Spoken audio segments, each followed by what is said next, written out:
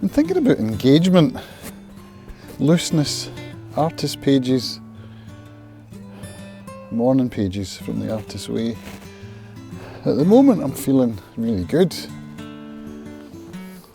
And it's that kind of thing where when you're feeling good you can't imagine not. And I know that goes both ways.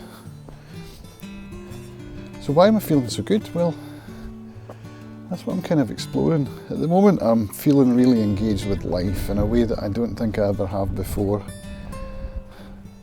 I'm reading a lot. I'm reading history books, political commentary, a lot of Substacks, podcasts, and I'm feeling like, I don't know, I'm becoming politically aware maybe, or it's almost like I'm seeking my own identity. And I'm in a place now where I haven't been taking drugs or alcohol for 17 years.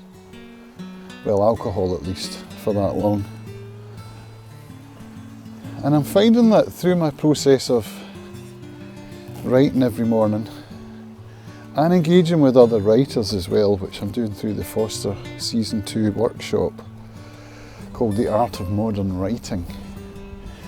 Through attending workshops presented by other writers and hanging out with people like me who are at various stages of being writers, it's got me feeling like I'm a writer. And that's a good feeling. And I suppose I've always felt that I don't have anything to say, and why would anyone want to listen to me anyway? And I know that a lot of people understand where I'm coming from with that, the whole imposter syndrome thing. And now I think because I'm hanging out with other writers and I'm loose because I'm writing my morning pages every day, I'm starting to have ideas come to me.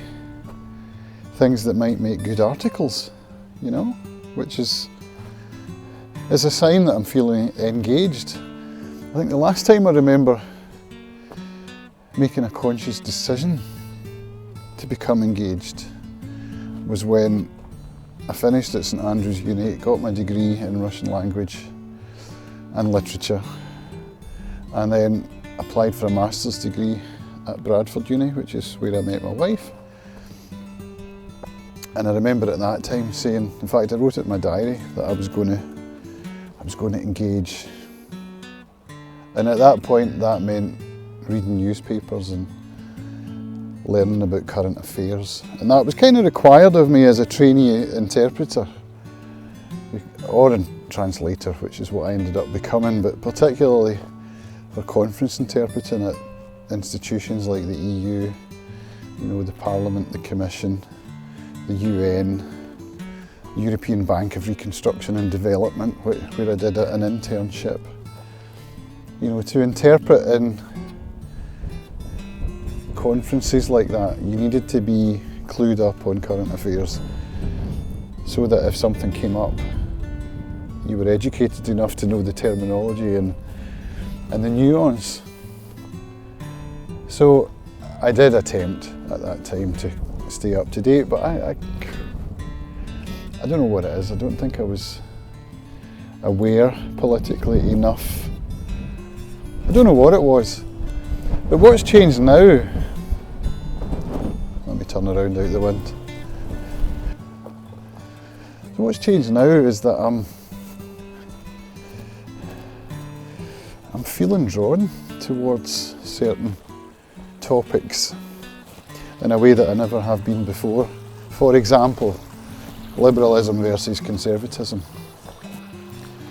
These are ideologies that, you know, I really no awareness of. I mean, I knew they were things that people cared about, but honestly I didn't even really know what they meant. And now I'm starting to find myself drawn towards these things, and I'm wondering whether it's because I'm feeling okay. I'm feeling loose. I'm feeling this sense of, I don't know, hunger. Is it hunger? Maybe that's not the right word. Maybe it's more that I'm Yeah, maybe it is. Maybe I'm feeling hungry to learn about stuff that I feel that I should have learned about before and just never drawn to that. And I think a big part of it is because I'm becoming spiritually well through my morning pages, through figuring out my identity, my spiritual identity, my sober identity, my guiding principles. You know, I'm figuring those things out through daily writing and through making videos like these. And through, I mean, it's 2 years now that I've been engaged in this kind of content and figuring out what my guiding principles are and then trying to live in alignment with those principles is starting to yield some fruit now, which means spending some of my Sunday morning reading about revolutionary Russia in 1891.